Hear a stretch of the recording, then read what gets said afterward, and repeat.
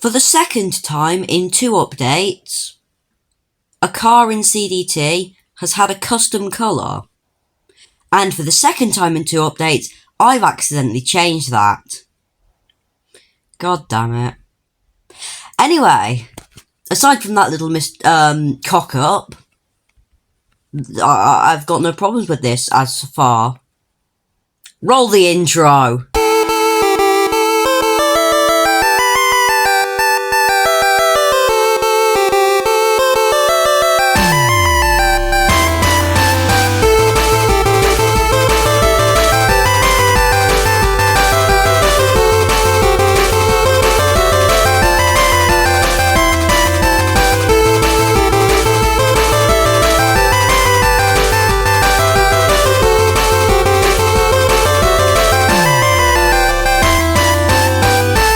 Hello everyone, welcome back to CDT, it is me, Ditto.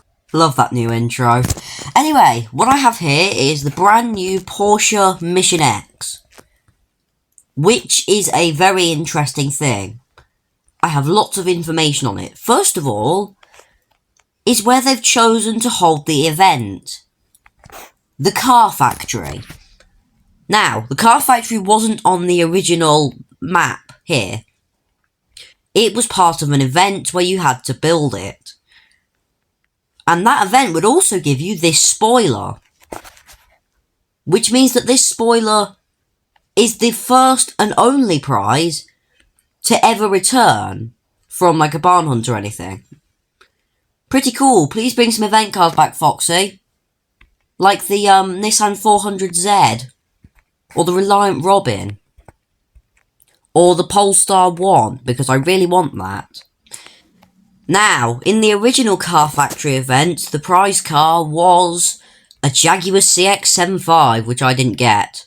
Because I couldn't find enough parts for the factory, let alone the actual car. Please bring back the CX-75. But, actually, about this thing, now. It's the Porsche Mission X, and it's effectively a 918 successor. It's all electric and looks amazing. I've got it in a sort of Mission R style colour scheme. I'm going to be reviewing a Porsche Mission R later on in the week, so stay tuned for that. But actually, out of Porsche's electric cars, this one's my second favourite. My favourite's the Tycoon Cross Turismo because I am a boring and mature person, so I like estate cars. Now, what with the Mission X being electric, it means that it's a rare electric car that we have on the channel. I don't very often have them because Foxy doesn't very often release them. And every time I review an electric cars, there's always a nagging thought in the back of my mind that someone's going to say, I'm not a true petrolhead, because I don't hate them. The fact of the matter is, I like to judge a car on how good it is, not what's powering it. Same way as what I do with people. Don't judge by appearances or anything. Judge by character. So, I feel like it's time to actually start testing the car. First of all, there's the power. Now, power in car dealership tycoons, EVs, has historically been questionable. They have been nerfed twice. Once, I can't remember when, but the second time was in the turbo update. Like, the Tesla Roadster used to absolutely destroy Chirons. And I can remember doing that many times. It was quite fun. And now, they probably couldn't even get past a Prius. But this is bit meh. Not the quickest. It's not slow, per se, but it's definitely not quick. But, the cool thing about it, you can upgrade it 2 tiers, not 1 tier. See, in all the cars around it, look, like the 917 and the F40 Competizione, you can upgrade it by 1 tier over standard. But in this and the Lotus Evija, you can upgrade it by 2 tiers, meaning tuned, it does 260. Standard, it only does 221. And not very quickly either. It's not average, I was having a euphemism. It's below average. It's pretty slow. And as for turning, well, it's like Margaret Thatcher. It's not for turning. I just made a political joke. Oh, fuck. Yeah, no, the understeer is horrendous. Look at this. 96 was what it took for it to actually go around that corner properly. 96. Way too slow. And it's not fun either. It's something I actively do not enjoy doing.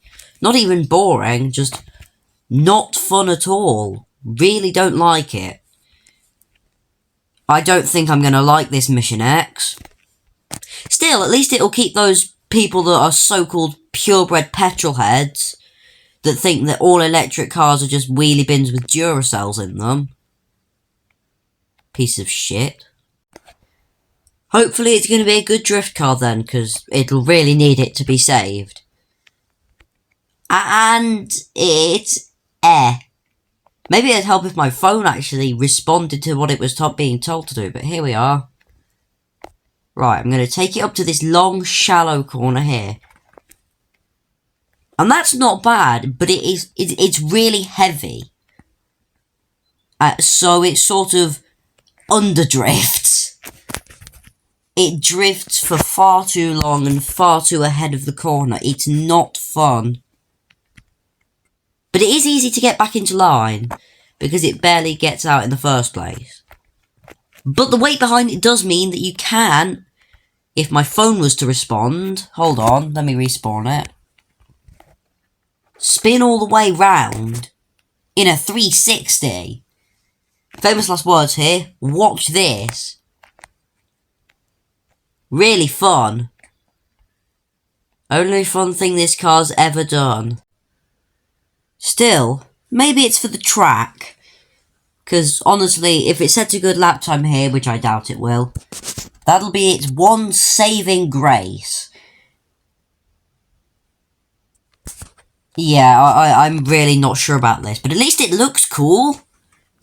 It's even got a sort of faux targa roof, which I think in real life has electrochromatic glass. Anyway, I tell you what, it needs work. It's electric, so I can't gear hang in the corners. It rolls a lot. I am stammering like hell today. Not enough oomph on the straights. Braking is terrible. They really butchered this. Foxy apparently doesn't like the Porsche Mission X. Who'd have thought that? And across the line, crawling. 38.7. That is abysmal. And that's really what this car is. In a word, abysmal. It's also a sign of what CDT's done to electric cars. I remember the days when the best track car in the game was the Tesla Roadster. Sometimes. Now this thing's just one gear and it's shit. And you know what? While it does look good, I'm fed up of having cars that have good looks as an excuse for being crap. So, sorry Porsche Mission X, you are god-awful. Thanks for watching. Hopefully the Porsche I'm reviewing later this week, that's also electric, won't be god-awful. I'll leave that up for discussion.